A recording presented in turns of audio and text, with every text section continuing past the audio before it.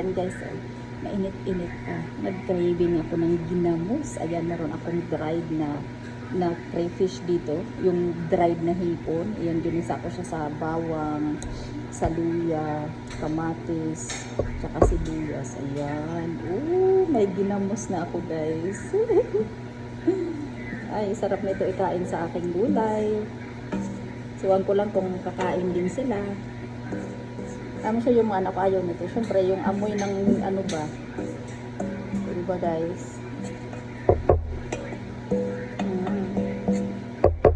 Ang sarap. Di lang siya maalat. Ayan. Matry natin. Matry ko nga guys.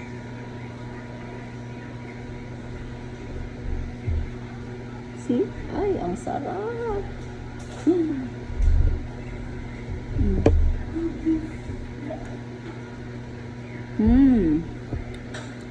Ang sarap niya. Matamis siya kasi dinamihan ko ng ano. Ayan, dinamihan ko siya ng sibuyas. Ayan. Yung kamatis, kaunti lang. Sabi ko sana dinamihan ko yung kamatis. Pero ang sarap talaga. Parang ginamos talaga doon sa atin. Kung inalatan ko siya, ayaw ko nang maalat. Basta maanghang siya, okay na sa akin. Ang sarap. First time ko itong ginawa dito guys.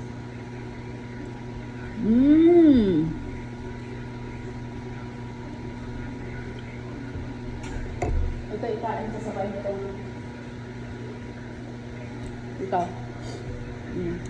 Fried na tilapia. I-try natin. Ay, crunchy yung tilapia ko guys. Ang init pa.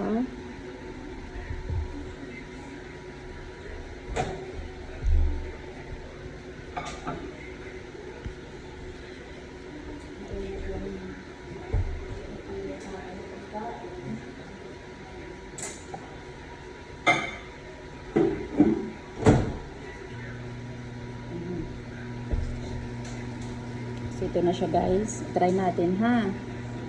Uy, Diyos ko. Nakakamiss talaga. Probinsyang probinsya nito guys. Oh.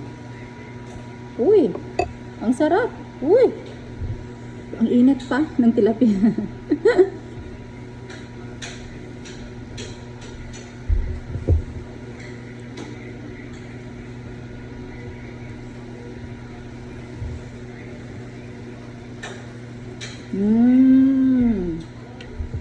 Grabe.